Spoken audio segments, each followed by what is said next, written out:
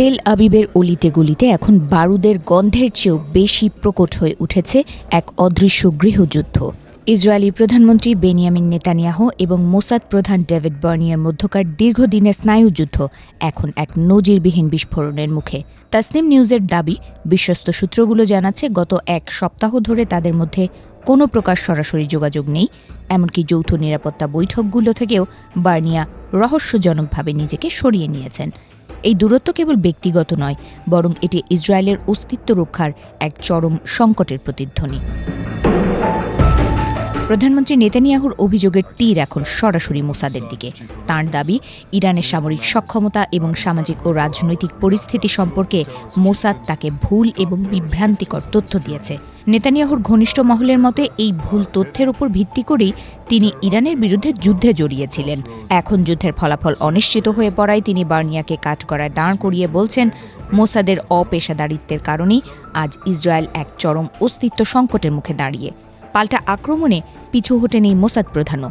গোয়েন্দা সংস্থাটির পক্ষ থেকে স্পষ্টভাবে জানানো হয়েছে যে তারা সঠিক তথ্যই সরবরাহ করেছিল, কিন্তু নেতানিয়াহু তার ব্যক্তিগত হঠকারিতা এবং অ্যাডভেঞ্চারিস্ট মানসিকতার কারণে যুদ্ধের এই ভয়াবহ দাবানল জ্বালিয়েছেন। মোসাদের দাবি, প্রধানমন্ত্রী যুদ্ধের ব্যর্থতার দায় এড়াতে এখন গোয়েন্দা বাহিনীর ওপর দোষ চাপাচ্ছেন, অথচ এই বিপজ্জনক পরিস্থিতির জন্য তার এক গুয়েমই দায়ী। সবচেয়ে চাঞ্চল্যকর তথ্যটি হল পাল্টাপাল্টি গুপ্তচর বৃত্তির অভিযোগ। ইসরায়েলের শীর্ষ এই দুই ক্ষমতার কেন্দ্র এখন একে অপরকে ইরানি দালাল বা তথ্য পাচারকারী হিসেবে সন্দেহ করছে। স্পর্শকাতর সামরিক এবং নিরাপত্তা কেন্দ্রগুলো থেকে তথ্য কিভাবে তেহরানে পৌঁছাচ্ছে তা নিয়ে প্রধানমন্ত্রী দপ্তর এবং মোসাদের মধ্যে চলছে কাদা ছোড়াছুড়ি। বিশ্বাসের দেয়ালে এমন ফাটল ইসরায়েলি ইতিহাসে আগে কখনো দেখা যায়নি। পুরনো ক্ষত নতুন করে জেগে উঠেছে এই দ্বন্দ্বে।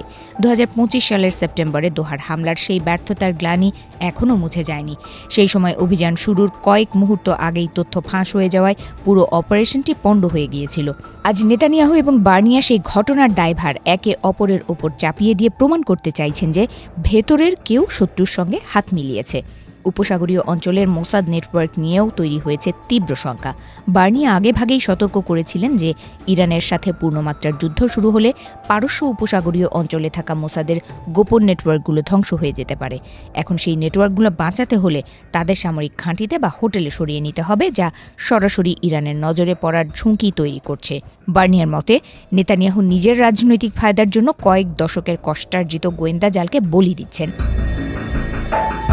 এদিকে আন্তর্জাতিক মঞ্চে ইরানের ক্ষোভ এখন আগ্নেয়গিরির মতো জ্বলছে।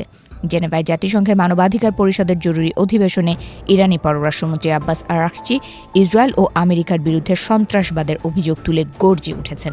মিরাবো শহরের সাজারে তাইয়েবে প্রাথমিক বিদ্যালয়ে ভয়াবহ হামলার প্রসঙ্গ টেনে তিনি বলেন, 175 জন শিশু ও শিক্ষককে হত্যা করা কোনো ভুল নয়, বরং এটি একটি সুপরিকল্পিত যুদ্ধাপরাধ। আরাকচির কণ্ঠে ছিল চরম হুঁশিয়ারি। তিনি দাবি করেন, অত্যাধুনিক প্রযুক্তির দাবিদার আমেরিকা ও ইসরায়েল জানে তারা কোথায় আঘাত করছে। শিশুদের স্কুলে এই হামলা ছিল মানবতার বিরুদ্ধে অপরাধ। একদিকে ইসরায়েলের অভ্যন্তরীণ ফাটল, আর অন্যদিকে ইরানের এই আন্তর্জাতিক কূটনৈতিক চাপ। সব মিলিয়ে মধ্যপ্রাচ্যের পরিস্থিতি এখন এমন এক বিন্দুতে দাঁড়িয়ে যেখান থেকে ফেরার পথ হয়তো চিরতরে বন্ধ হয়ে গেছে।